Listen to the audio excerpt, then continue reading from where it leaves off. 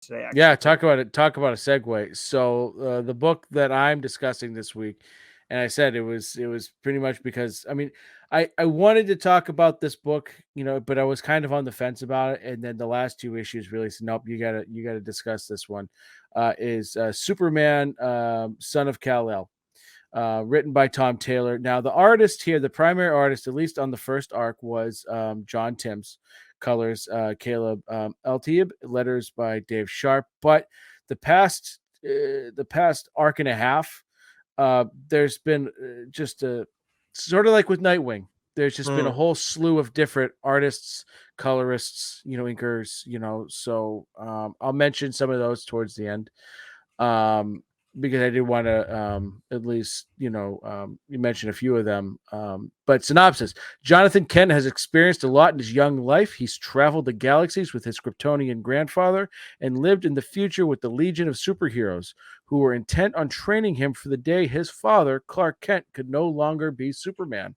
There's a hole in the Legion's history that prevents John from knowing exactly what will happen, but all signs point to it being very soon. It's time for the son to wear the cape of his father and bear the symbol of hope that he has told the world that has told the Uh-oh. world who Superman really is. I was fucking killing it until the end there. You were almost It there. was all I just couldn't just like Uh, this, the guy in Barnstormers couldn't land the plane. oh. Uh, Ooh. Ooh. Okay. so we're sitting at 13 issues of an ongoing series. As far as I know, it's ongoing. Yeah, so that's right. I know too. And so the premise is, as mentioned in the synopsis, is Superman is off on Warworld, and he doesn't know if he'll ever come back. And so now John Kent is Earth's protector. Was that And your most disappointing? What was that event called that we did a whole like bunch of stuff Future for? State. Future State. Was that your least favorite title, if I'm not mistaken? It was, and I Yeah. think part of it, and I think I would have appreciated it more had I been reading Action Comics, which I hadn't been. I still read Action Comics, but like they just did a very bad job with the Superman stuff in Future State. There should have been a better, Mm. like The Clark Kent Superman stuff, because Sean Lewis obviously did a good yeah, job. true. Well, he did Jonathan Kent, right? The Clark Kent stuff because I was very lost, and there Mm. needed to be something, that brought in the casual reader up to speed. But that's just Anyways. that's just me. But John Kent is Earth's protector, and so what Taylor does and has been doing, not just in this, but also with Nightwing, right, is that he does a great job with making these characters relatable, Mm. characters you want to invest your time into, and Nightwing is different because Nightwing's not a superhero. He's not OP. He's a character that we've known and loved for a very long time. So he's always been a lot more relatable, right? But Superman, right? The big knock on Superman is that he's OP, right? Mm-hmm. He's milk and cookies, goody two shoes, all power, super powered. The only thing that can really kill him is a green rock. And so I get why a lot of people aren't big Superman people. I Mm. happen to be a Superman person, but Right. I get that. But what makes John Kent unique is that unlike his father, he's also half human. So like a lot of times with Superman, he's an alien trying to, fit into what it's like being a human, trying to grasp human emotions. And I think, Clark Kent has been a good embodiment of that, but John actually being half human, there's different. He's got a different perspective that that his father just never had and will never have. And so, you know, even though you think of John Kent, he's a teenager, he's got all the powers in the world, he's still very unsure of himself, like we all are at 16, 17, 18 years of age. And this is what I'm talking about Taylor just making this character relatable. And so Mm. there's a big weight on his shoulders to have to wear that cape, Yeah. because being Superman means a lot. Could you imagine that? Like Right. like one day, like you find out, oh, I have all these powers, and like, oh, actually, your dad was Superman. Like I know John knew already, but it's just like, And there wait, was there what? was a great moment in here with between John and Dick Grayson, Mm-hmm. talking, because John just really doubting himself, and with Dick knowing his father, and things that his father had told, that Clark had told, Dick to tell John. There's a lot of sentimentality. We've seen some of that in Nightwing, especially when it comes to Alfred, and we get a lot of that in this too. So it does get a bit emotional, and I think that's what really sort of grounds this character a little bit. And so the other thing, right, that Taylor has done a great job with, and it is a very important thing we've mentioned a few times, is that not only, right, a heavy, is the crown, right, like the heavy is the cape that John has to wear, being Mm, Superman. Again, he's half human. He's still there's still a lot of other shit that he deals with, that just because of being a teenager, and that's self-identification, mhm, right? And Tim Drake came out earlier this year, as did John Kent. mhm. And I think the way that Tom Taylor handled that, is that he didn't make Jonathan very nervous about coming out. He didn't make it this whole thing about should I, shouldn't I, am I, is there, should I not come out because I'm afraid of X, Y, and Z? It was just a very natural thing for it to happen. And I think that's really important, because kids are going to read this book, and Mm. kids are going to identify, with the things that John Kent is going through, and maybe it helps. Who Hey, knows, you right? know what? But but it's an important thing, The way you're talking about Kent and John, and how he's handling the nervousness of everything with his dad and everything that's going on, and like essentially his new job that he has to handle, and all the nervousness there, to then go and move to this other thing that everybody sees as like a big deal, and in a major challenge, to have to tell the world, like tell your family. He goes and treats it like it's nothing. I think I agree with you. I think to me, when I hear that, I didn't know this coming in, because obviously I haven't been reading it. I've seen the people who get upset about what Tom Taylor's done, and it's like, get the fuck out of my face. Yeah. But then to hear how he's doing it from you, it's like, I don't think you could be doing it better. I mean, Yeah. that's amazing. It's been absolutely perfect, because I think that's how it should be, right? Mhm. And Yes. unfortunately, that's not how it is. But hopefully, It should be you like, know, my hair is black, my eyes are green, and yeah, yeah, that's the same yeah. thing. So hopefully, a kid will read this, teen, that will relate, and be like, okay, like, because Yeah. whether you like him or not, Superman is a big fucking deal. Mhm. It's Superman, No it's question. Batman, and then really it's everyone else when it comes to superheroes.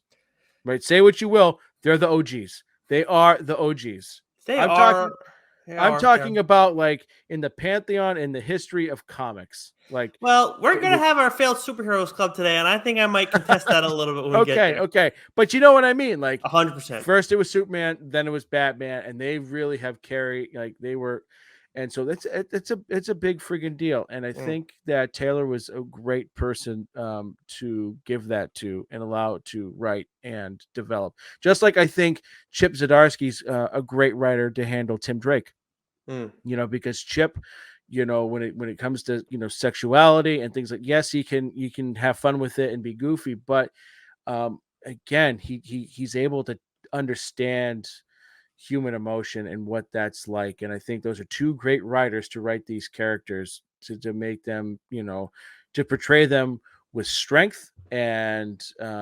with acceptance.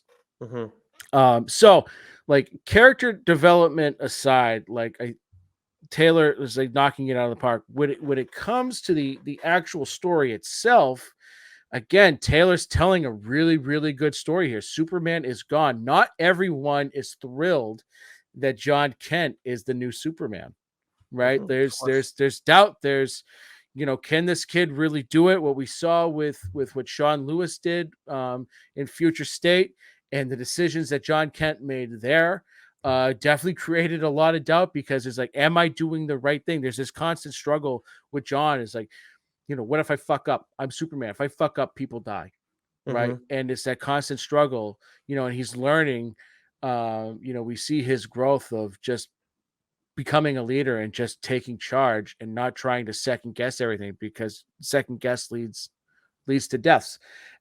So you've got Superman coming into his own, but now you've got, people that doubt him, but you've got some really great villains. I mean, Lex Luthor is always going to be there as a villain, but we've got Henry Bendex, who has sort of overthrown this island nation of Gamora. And, what he's doing is that he's taking ordinary people. He's found a way to harvest superpowers and put them in ordinary people and turn them into weapons. Where is Gamora? What is Gamora? I just took you a little bit there. Yeah. Sorry, I know you're in the zone. I don't mean to keep throwing you up. Go ahead. You were saying about Gamora, where she is. That was great. But the bad guy in Henry Bendex and what he's doing with these people, it's got really good. And he's brought in the Flash, who has been a really great companion to John. And Nightwing. There was a little mini event between Nightwing and the Superman Son of Kal-El books that was actually awesome, because it was like 2 issues in this book, 2 issues in that book, and that was it. And it fit together in both their stories, which was great. And then in the last issue, a new character was introduced, the Dreamer, who's able to travel through people's dreams.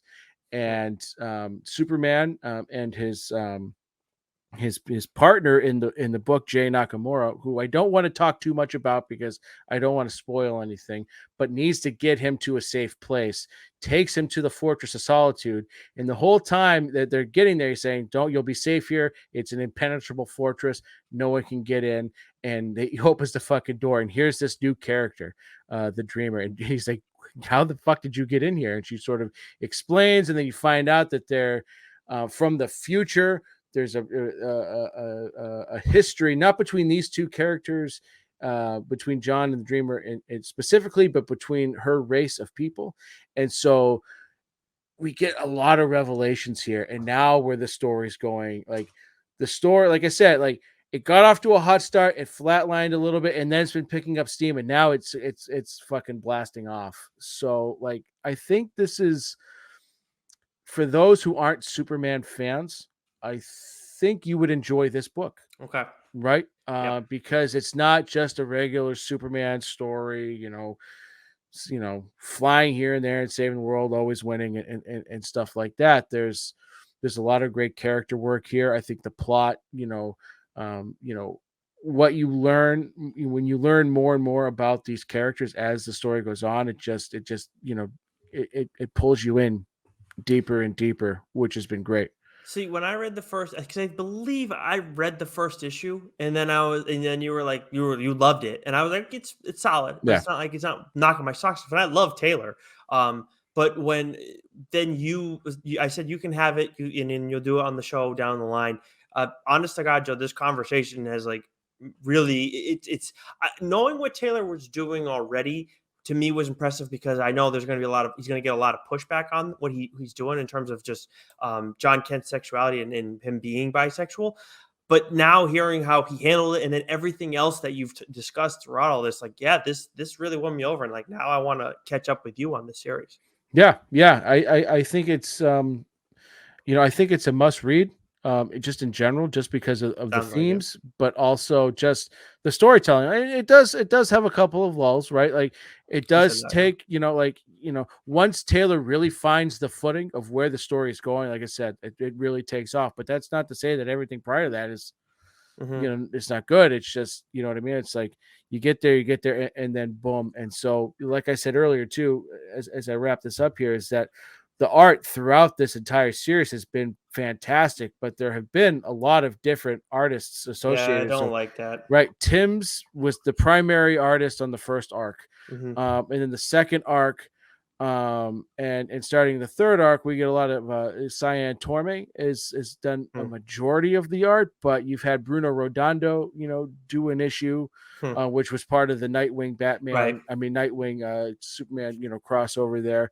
So I don't know why this is the case for either book, but the art has been solid no matter who's been doing it throughout. You can definitely tell, oh, this issue, the art is a different artist on this issue. Hmm. Oh, there's a different artist on this. So I wish there was a little bit more consistency there, but it doesn't take away. But it is noticeable.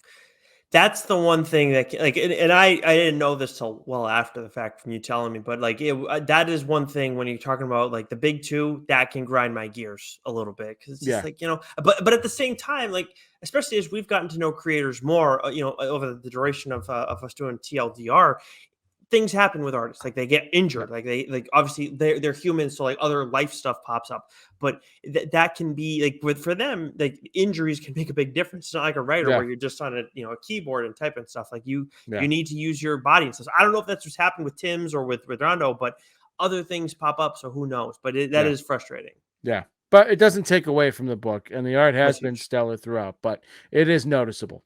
That's huge though. Still, like that's still huge that it still works in the end. I mean, like, but even though you do kind of notice it to some extent, but